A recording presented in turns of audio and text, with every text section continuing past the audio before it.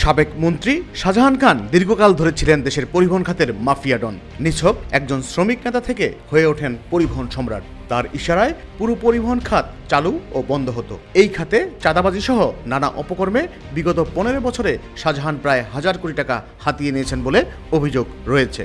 দ্বাদশ জাতীয় সংসদ নির্বাচনে শাহজাহান খান মাদারীপুর 2 আসন থেকে টানা 8মবারের মতো সংসদ সদস্য হন। তিনি বাংলাদেশ আওয়ামী লীগের প্রেসিডিয়াম সদস্য ও বাংলাদেশ শ্রমিক ফেডারেশনের কার্যকরী সভাপতি।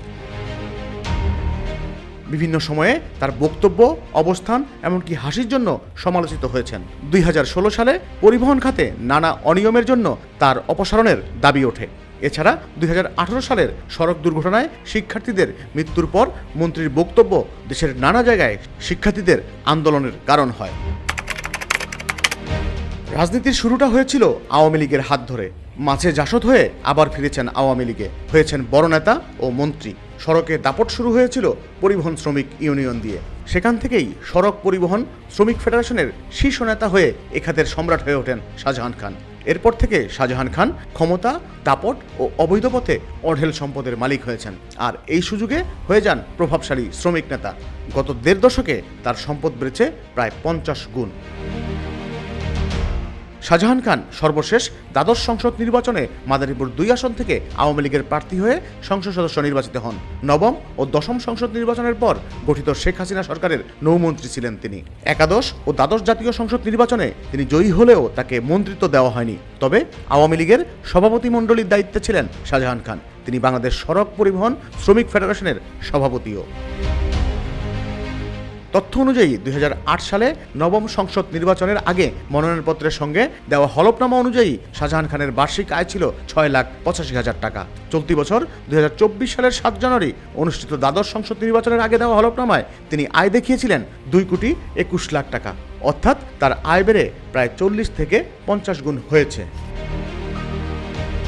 2008 সালে শাহজাহান খানের অস্থাবর সম্পদ ছিল প্রায় 50 লাখ টাকার বেশি। তা এখন দাঁড়িয়েছে 2,85,00,000 টাকায়। অস্থাবর সম্পদ বেড়েছে 50 গুণ। মাদারীপুর 2 আসন থেকে 2008 সালে নবম জাতীয় সংসদ নির্বাচনে প্রার্থী হয়েছিলেন শাহজাহান খান। একই আসন থেকে তিনি পরের নির্বাচনগুলোতেও প্রার্থী হন। তিনি পেশা হিসেবে রাজনীতি, সাধারণ ব্যবসা ও অন্যান্য উল্লেখ করেন। শিক্ষাগত যোগ্যতায় উল্লেখ করেন স্নাতক। হলফনামা অনুযায়ী শাহজাহান খানের 2টি গাড়ি রয়েছে, যার দাম 1,87,00,000 টাকা।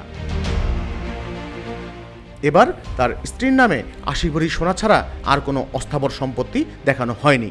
2008 সালে 2টি বাস, একটি গাড়ি, একটি মাইক্রোবাস, 50 ভরি সোনাসহ প্রায় 41 লাখ টাকার সম্পদ দেখানো হয়েছিল।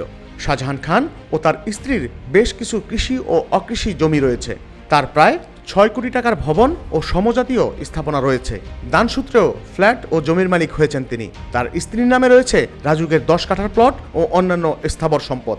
একাধিক সূত্রে জানা গেছে শাহজাহান খানের স্ত্রী সৈয়দা রোকেয়া বেগমের মাধ্যমে তার অবৈধ অর্থের লেনদেন হতো।